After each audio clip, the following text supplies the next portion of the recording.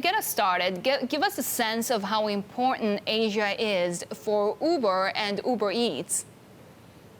Yeah, thank you, Sherry. Overall, if we look at Uber Eats, like you mentioned, what we're actually seeing is that it's now the largest food delivery business in the world outside of China. We're in over 500 cities, and we operate on 6 continents with over 200,000 restaurant partners. And Asia Pacific is one of our fastest growing markets. Three of our top global markets are here in Asia Pacific. We have India, we have Australia, and we have Japan, like you mentioned. And we're seeing huge growth there across working with restaurant partners. We're now working with over 60,000 restaurant partners. We've actually seen the number of restaurant partners double just in under a year as well on our platform, as well as triple the number of consumers using Uber Eats in Asia Pacific in that same time frame. And so as part of our strategy, it's a pretty massive part of our growth globally. Actually, if you look at Uber Eats globally, the most amount of Uber Eats orders happen on a weekly basis in Asia Pacific. And you mentioned India a bit earlier, so let's talk about this huge market. How much are you investing in operations there, and are you looking for partners? How are you doing in India? Yeah, so India is a really great growth market for us. If we entered just over 2 years ago, and now we're in 38 cities. But it's not just the big cities like Hyderabad, Mumbai, and Delhi that are growing. It's actually what we're seeing growth is in smaller cities as well. There we also work with over 20,000 restaurant partners. So we work with big name brands like McDonald's and Subway, but also a lot of local favorites. And we're actually investing in innovation in India as well. We have our largest virtual restaurant partnership globally there with Cafe Coffee Day, which is an iconic brand in India with over 1,700 locations. They're partnering with us exclusively to spin up brands that are just available for delivery on Uber Eats. Raj, in terms of disruption, India is a pretty interesting case because, of course, in the city of Mumbai, you've had the Tiffin Wallahs doing just this since the 1890s, delivering lunchboxes around the cities. To what extent is Uber Eats going to put this very old business out of business? Yeah, the Wallahs in Mumbai are definitely an institution. What we're actually seeing is that the overall delivery landscape in markets like India and Japan is just being pulled forward. We're seeing a huge behavioral change with a lot of new customers coming online.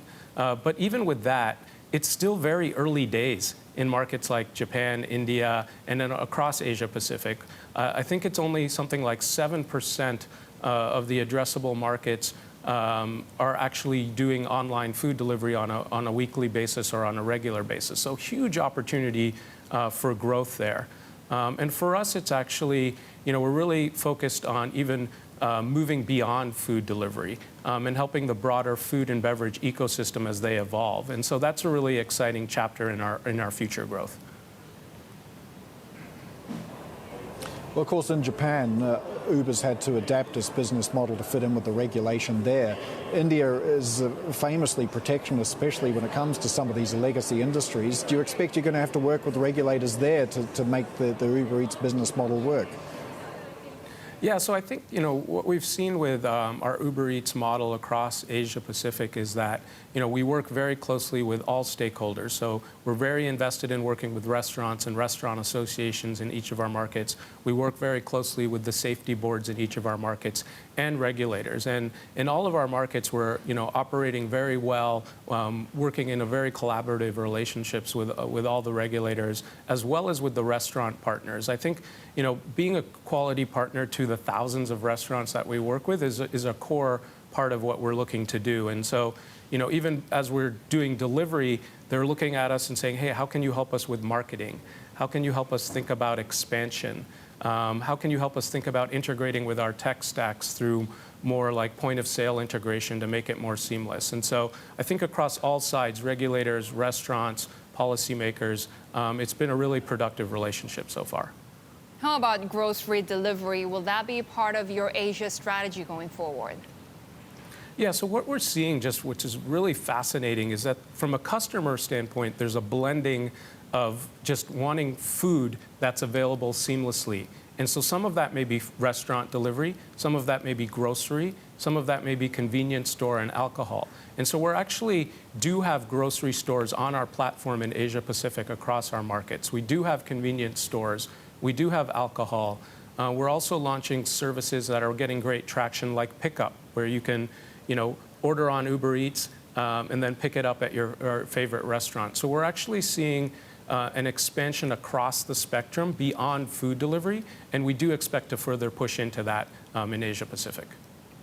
Let's talk a little bit about the macro picture, because we continue to see economic slowdown everywhere around the world. And of course, that could mean cutting back on discretionary spending like eating out. Do you worry about that for your business?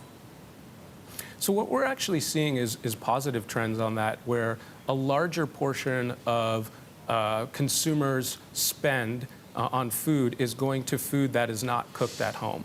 And so I think what we're seeing is that as long as there is good quality, and the food is just as affordable and convenient, and you can get that selection, you're actually seeing a trend where, whether it's doing delivery, that you can get the same price, you can get the same health benefits, you can get the same quality and selection. We're actually not seeing kind of negative trends on that. The other piece is, like you mentioned, outside of food delivery, whether it's groceries, whether it's pickup, or other things, I think we're really seeing great traction because consumers want kind of a one-stop shop where they can go and have all their food needs served. And so we're really excited about moving into these other areas, which we think are recession-proof over time, as food is such an innate quality and things that people need to experience on a regular basis.